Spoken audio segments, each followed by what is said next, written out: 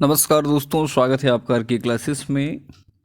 आज हम लोग देखने वाले हैं बिहार बजट 2023-24। बीपीएससी में तो इस टॉपिक से निश्चित ही आपका पूछेगा और उसमें भी आपको कई सारे जो हैं लाइंस दी रहेंगे, फिर आपसे पूछेगा कि क्या सही है क्या गलत है। ऑप्शन के हिसाब से थोड़ा सा टफ बनाया जाएगा, लेकिन वन लाइनर एग्ज़ाम की बात करें तो उसमें भी आपसे इस टॉपिक से एक दो क्वेश्चन पूछा जा सकता है। तो चलिए शुरू करते हैं। शुरू करने से पहले रिक्वेस्ट है आपसे, यदि आप इस चैनल पर नए हैं तो चैनल को जरूर सब्सक्राइब कर लें, पास वाले बेल आइकन को दबा दें, वीडियो को अधिक से अधिक शेयर कर दें। तो चलिए शुरू करते हैं। कहता है कि 28 फरवरी 2023 को बिहार के वित्त मंत्री विजय कुमार चौधरी के द्वारा वित्तीय वर्ष 2022-23 के लिए बिहार बजट प्रस्तुत किया गया। ध्यान रखना है, विजय कुमार चौधरी के द्वारा। कहता है कि 2023-24 के बजट का कुल आकार, इस तरह से आप याद रखें मोबाइल नंबर के जैसा, तब आपको याद रहेगा, 261,885.40 करोड़ रुपए का है, जो कि वित्तीय वर्ष 22-23 के बजट का जो आकार था उससे 24,194.21 करोड़ रुपए अधिक है। तो हमें ध्यान में क्या रखना है, ये वाला डाटा हम ध्यान में रखेंगे, प्लस ये ध्यान में रखेंगे कि 22-23 से कितना ज़्यादा है, विजय कुमार चौधरी ने पेश किया है। इसके अलावा कहता है कि बजट आकार में पिछले साल की तुलना में 10.18% की वृद्धि हुई। कितने की वृद्धि हुई? 10.18% की। सवाल आपसे पूछ सकता है, निम्न में कौन सा कथन सत्य है? वर्ष 2023-24 का बजट विजय कुमार चौधरी ने पेश किया। अगला ऑप्शन रह सकता है कि बजट का कुल आकार 361,88,540 करोड़ था। तो यहाँ रखिए, 3 नहीं था, 261 था। फिर आपको ऑप्शन में दे सकता है कि कितना प्रतिशत अधिक है पिछले साल की तुलना में, तो 10.18%। यहाँ अगर आप देखेंगे तो कहता है 21-22 में वैश्विक आर्थिक विकास दर जो है ये 6.6% है। देश का आर्थिक विकास दर 8.7। 21-22 में बिहार का अगर बात करें तो 10.98, 22-23 में 10.34 और 23-24 में विकास दर 15.24 अनुमानित है। तो इसे भी हमें ध्यान में रखना है। कहता है विकास दर के मामले में बिहार का देश में तीसरा स्थान है। अब आपसे पूछ ले इनमें से कौन सा कथन जो है सत्य है। 3-4 ऑप्शन दे देगा, उसमें आपको बोल देगा कि बिहार का देश में कौन सा स्थान है, या चौथा स्थान है या 5वां स्थान है। निम्न में कौन से कथन सत्य हैं? कथन 1, कथन 2, दोनों ही, ना एक ना दो। इस तरह से अब आपको सामने में प्रश्न देखने के लिए मिलेगा। तो हर फैक्ट को, हर लाइन में प्रश्न बनने की संभावना अब हो गया है। जिस तरह से आने वाला क्वेश्चन आपको मिलेगा, केवल वन लाइनर रटने से अब मुश्किल है। तो ध्यान रखिए, विकास दर के मामले में बिहार का देश में कैवां स्थान है? तीसरा स्थान है। बात करें पहले स्थान की तो ये आंध्र प्रदेश है और दूसरा स्थान राजस्थान का है। कहता है बिहार सरकार को सर्वाधिक रुपया केंद्रीय करों में राज्य के अंश से प्राप्त होता है। ध्यान रखिएगा, बिहार सरकार को सर्वाधिक रुपया कहां से प्राप्त हो रहा है? केंद्रीय करों में राज्य के अंश से, जो कि 39.20% है। फिर कहता है कि बिहार सरकार को सर्वाधिक रुपया सामाजिक सेवाओं पर खर्च होता है, जो कि 38.14% है। उसके बाद सामान्य सेवाओं पर खर्च होता है। तो दो चीज़ हमें ध्यान में रखना है कि सरकार को इनकम सबसे ज़्यादा कहाँ से हो रहा है? केंद्रीय करों में राज्य के अंश से। और सरकार का खर्चा कहाँ ज़्यादा हो रहा है? तो पहले नंबर पर हो रहा है सामाजिक सेवा पर, दूसरा है सामान्य सेवा पर। कहता है कि वित्तीय वर्ष 2023-24 में राज्य सरकार की कुल प्राप्तियों में राजस्व प्राप्ति का हिस्सा 81.01% है। जो वित्तीय वर्ष 22-23 में 82.69% अनुमानित था। क्लियर है। हमें ध्यान में क्या क्या रखना है कि विकास दर के मामले में बिहार जो है तीसरा है, पहले नंबर पर आंध्र प्रदेश, दूसरे नंबर पर राजस्थान। सरकार को सबसे ज़्यादा बिहार सरकार को रुपया मिल रहा है केंद्रीय करों में राज्य के अंश से। खर्चा हो रहा है सामाजिक सेवा और अन्य सामान्य सेवा पर, और कुल प्राप्ति में राजस्व प्राप्ति का हिस्सा 81.01% है। कहता है वित्तीय वर्ष 23-24 की कुल राजस्व प्राप्ति में कर राजस्व का हिस्सा 71.79% रहने का अनुमान है। अब यहाँ पर कुछ डाटा दिया हुआ है, इसको आप देख लें। राजकोषीय घाटा 21-22, 22-23, 23-24, और यहाँ राजस्व बचत 23-24 का, जीएसडीपी 0, ये सब आप ध्यान में रख सकते हैं। कहता है बिहार का जो बजट है 2022-23 का बजट 8 सूत्री प्राथमिकताओं पर केंद्रित है। ये इंपॉर्टेंट है। कितने प्राथमिकताओं पर केंद्रित है? 8। क्या क्या है देख लीजिए।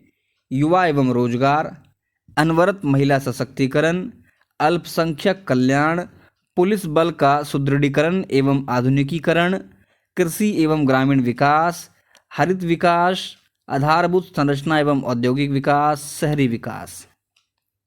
तो आपसे पूछ सकता है कि बजट की जो 8 प्राथमिकता है उनमें कौन शामिल नहीं है। तो ध्यान रखना है, ये सभी जो हैं बजट 23-24 की 8 सूत्री प्राथमिकताओं में शामिल हैं। आगे देखते हैं क्या दिया हुआ है। यहाँ पे आप डाटा दिया हुआ है बिहार का वित्तीय वर्ष 23-24 एक दृष्टि में, जो यहाँ आप देख सकते हैं कि कुल प्राप्ति क्या है, कुल राजस्व क्या है, राज्य का अपना कर राजस्व कितना है, ये सब आपसे पूछेगा नहीं। एक आगे इसमें जो इम्पोर्टेंट डाटा होता है वो आपसे पूछ सकता है। ये मेंस के लिए इसमें जब आप लिखेंगे तो इसमें सभी चीज़ों को आपको विस्तार से ब्यौरा देना होगा। कहता है रुपया आता कहाँ से है। देख लीजिए, अभी हम लोगों ने पीछे ही पढ़ा था कि केंद्रीय करों में राज्य का अंश है, उससे सर्वाधिक रुपया आता है। उसके बाद केंद्र सरकार से सहायता अनुदान है, राज्य सरकार के कर राजस्व हैं, लोक ऋण, राज्य का कर भिन्न राजस्व, ऋणों की वसूली। तो इस हिसाब से इस रेशियो से पैसा आ रहा है। लेकिन हमें ध्यान रखना सबसे ज़्यादा जो पैसा आ रहा है केंद्रीय करों में राज्य के अंश से। और रुपया जाता कहाँ पर है? तो सर्वाधिक रुपया जा रहा है सामाजिक सेवा में, फिर सामान्य सेवा, आर्थिक सेवा, लोक ऋण और पेशगियाँ, सहायता अनुदान और अंशदान में। इस तरह से पैसा जा रहा है। कहता है कि आत्मनिर्भर बिहार के 7 निश्चय 2 वित्तीय वर्ष 23-24 की अगर बात करेंगे तो वित्तीय वर्ष 23-24 में आत्मनिर्भर 7 निश्चय 2, जिसका टाइम पीरियड आपको ध्यान में रखना है 20 से 25 है, इसके अंतर्गत 500 करोड़ रुपए का उपबंध जो है किया गया है। तो ध्यान रखिएगा, आत्मनिर्भर बिहार 7 निश्चय 2 के लिए बजट 23-24 में कितना करोड़ का उपबंध किया गया है? 5000 करोड़ का। इसमें क्या क्या है देख लीजिए। युवा शक्ति, बिहार की प्रगति, राज्य के प्रत्येक पॉलिटेक्निक संस्थान में गुणवत्ता बढ़ाने के लिए सेंटर ऑफ एक्सीलेंस की स्थापना की स्वीकृति प्रदान की गई है। इसके लिए 23-24 में 90 करोड़ का प्रावधान किया गया है। मुख्यमंत्री युवा उद्यमी योजना, मुख्यमंत्री अनुसूचित जाति एवं जनजाति उद्यमी योजना एवं मुख्यमंत्री अति पिछड़ा वर्ग उद्यमी योजना हेतु 23-24 में 550 करोड़ का प्रावधान किया गया है। ध्यान रखना है, सवाल आपसे पूछ सकता है। अनुसूचित जाति जनजाति अति पिछड़ा उद्यमी योजना हेतु 550 करोड़ का प्रावधान किया गया है। फिर कहता है सशक्त महिला, सक्षम महिला, राज्य की महिलाओं के बीच स्वरोजगार को बढ़ाने के लिए मुख्यमंत्री महिला उद्यमी योजना हेतु 2023-24 में 250 करोड़ एवं उच्चतर शिक्षा हेतु महिलाओं को प्रोत्साहित करने हेतु 600 करोड़ का प्रावधान किया गया है। ये स्टेटमेंट आपको दे सकता है, यहाँ पर कुछ डाटा बदल सकता है, पूछ सकता है कौन सा सत्य है कौन सा असत्य है। तो आपको ये सभी चीज़ें ध्यान में रखनी होगी। 4 ऑप्शन आपके सामने पेश कर दिया जाएगा। तो हमें ध्यान में क्या रखना है कि महिला उद्यमी हेतु 250 करोड़ के लिए और उच्चतर शिक्षा में महिलाओं की भागीदारी बढ़े, उनको प्रोत्साहन के लिए 600 करोड़ का प्रावधान किया गया है। फिर कहता है हर खेत तक सिंचाई का पानी। जल संसाधन विभाग के द्वारा सिंचाई से संबंधित योजनाओं को क्रियान्वित करने हेतु 23-24 में 200 करोड़ का प्रावधान किया गया है। कृषि विभाग द्वारा सामूहिक नलकूप योजना, ट्रेचिंग योजना, शुष्क बागवानी योजना एवं पक्का चेकडैम योजना हेतु 30 करोड़ का प्रावधान किया गया है। ये जो प्रावधान किए गए हैं ये आपको जरूर ध्यान में रखना है। जैसे पॉलिटेक्निक में सेंटर ऑफ एक्सीलेंस के लिए 90 करोड़, फिर मुख्यमंत्री अनुसूचित जाति जनजाति अति पिछड़ा वर्ग हेतु जो राशि आवंटित की गई थी 550 करोड़, फिर महिलाओं को उच्चतर शिक्षा हेतु 600 करोड़, महिला उद्यमी मुख्यमंत्री महिला उद्यमी हेतु 250 करोड़। तो ये सब चीज़ आपको ध्यान में रखना है। फिर कहता है समृद्ध गांव, स्वच्छ गांव, समृद्ध गांव। कहता है सभी गांवों में प्रत्येक वार्ड में सोलर स्ट्रीट लाइट लगाई जानी है। इसके लिए 23-24 में 392 करोड़ का प्रावधान किया गया है। राज्य के पशुपालकों एवं मछली पालकों की आय बढ़ाने के उद्देश्य से आधुनिक तकनीकों का इस्तेमाल कर दुग्ध उत्पादन एवं प्रसंस्करण, मुर्गी पालन, मछली पालन आदि को बढ़ावा दिया जाएगा और इन सब के लिए 100 करोड़ का प्रावधान किया गया है। फिर कहता है स्वच्छ शहर विकसित शहर। तरल अपशिष्ट प्रबंधन के अंतर्गत 231 नगर निकाय में सिटी सैनिटेशन एक्शन प्लान का कार्य प्रारंभ किया गया है। इसके लिए 124 करोड़ का प्रावधान है। लोहिया स्वच्छ बिहार अभियान द्वितीय चरण के अंतर्गत 23-24 में 15 जिले में एक प्लास्टिक संस्करण इकाई स्थापित है। ध्यान रखिएगा, सवाल आपसे पूछ सकता है कि लोहिया स्वच्छ बिहार अभियान के तहत 15 जिलों में या कितने जिलों में एक प्लास्टिक प्रसंस्करण इकाई की स्थापना का लक्ष्य है। इसके अलावा कहता है 10 जिलों में गोवर्धन इकाई का निर्माण लक्षित है। वृद्धाश्रम की स्थापना हेतु 20 करोड़ का प्रावधान किया गया है। जल निकासी के लिए ड्रेनेज सिस्टम हेतु 957.51 करोड़ की योजना जो है स्वीकृत की गई है। आगे क्या कहता है देख लीजिए। सुलभ संपर्कता ग्रामीण पथों की संपर्कता योजना के तहत 1623 पथ जो है प्रस्तावित हैं, जिनकी लंबाई 12,250.32 किलोमीटर है और बजट में 23-24 के इसके लिए 185 करोड़ का प्रावधान किया गया है। सुलभ संपर्कता हेतु बाईपास निर्माण के लिए 200 करोड़ का प्रावधान किया गया है। ध्यान रखना है, वैसे ये सब आपसे पूछेगा नहीं कि बाईपास वगैरह। हाँ, आपसे ये महिला के विकास हेतु या स्वच्छ शहर हेतु, बागवानी हेतु ये सब पूछ सकता है आपसे। अनुसूचित जाति जनजाति उद्यम हेतु कितना का प्रावधान किया गया है, तो उन चीज़ों को आप जरूर ध्यान में रखें। वैसे कुछ भी पूछ सकता है न्यू पैटर्न के हिसाब से। आगे देखिए, कहता है कि सबके लिए अतिरिक्त स्वास्थ्य सुविधा, बेहतर पशु स्वास्थ्य प्रबंधन हेतु आधारभूत व्यवस्थाएं विकसित करने के लिए गांव-गांव तक लोगों के लिए स्वास्थ्य सुविधाओं की बेहतर उपलब्धता सुनिश्चित करने के लिए सबके लिए अतिरिक्त स्वास्थ्य सुविधा निश्चय के लिए वित्तीय वर्ष 23-24 में कुल 460 करोड़ का प्रावधान किया गया है। ध्यान रखिएगा, सबके लिए अतिरिक्त स्वास्थ्य सुविधा है तो कितना करोड़ का प्रावधान? 460 करोड़ का। फिर देखिए क्या कहता है। बजट से संबंधित अन्य परीक्षा उपयोगी तथ्य की अगर बात करें तो कहता है वित्तीय वर्ष 2023-24 में 33,000 किलोमीटर ग्रामीण सड़कें बनेंगी। ध्यान रखिए, और ग्रामीण और मुख्य पथों के निर्माण पर 12,371 करोड़ रुपए का खर्च किया जाएगा। फिर कहता है लखीसराय के कजरा और भागलपुर के पीरपैंती में सोलर ऊर्जा परियोजना जो है ये स्थापित किया जाएगा। कहाँ पर? लखीसराय के कजरा और भागलपुर के पीरपैंती में। आगे कहता है कि जल जीवन हरियाली अभियान के लिए वर्षा जल संचय करने वालों को होल्डिंग टैक्स में 5% की छूट मिलेगी। ध्यान रखिएगा, जो वर्षा जल का संचय करेंगे उनको होल्डिंग टैक्स में कितना छूट मिलेगा? 5% का।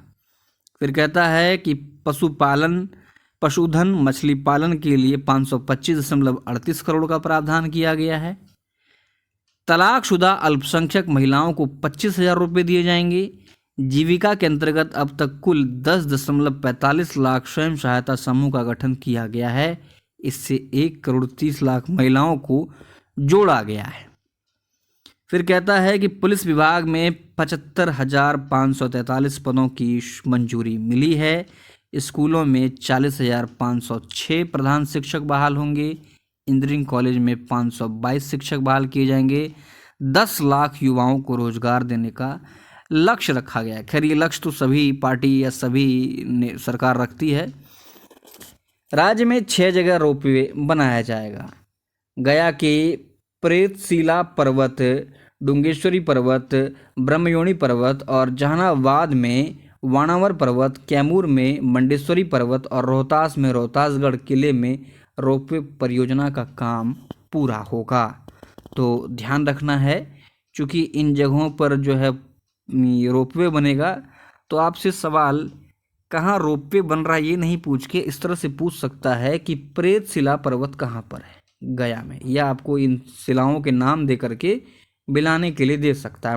मंडेश्वरी पर्वत कैमूर में है, रोहतासगढ़ किला तो रोहतास में ही है, ध्यान रखिएगा। वनवार पर्वत जहानाबाद में है। कहता है राज्य के 21 सदर अस्पतालों को मॉडल अस्पताल बनाया जाएगा। स्वास्थ्य विभाग के लिए 16,966.40 करोड़ रुपए का प्रावधान है। कहता है 15वें वित्त आयोग की अनुशंसा के अनुसार वित्तीय वर्ष 23-24 के लिए कुल बकाया ऋण को सकल राज्य घरेलू उत्पाद के अनुपात का 40.4% की सीमा में रखना है, ये इनका लक्ष्य है। शिक्षा बजट को बढ़ा करके 40,450.91 करोड़ रुपए कर दिया गया। ध्यान रखिएगा, शिक्षा बजट ये सब पूछता है।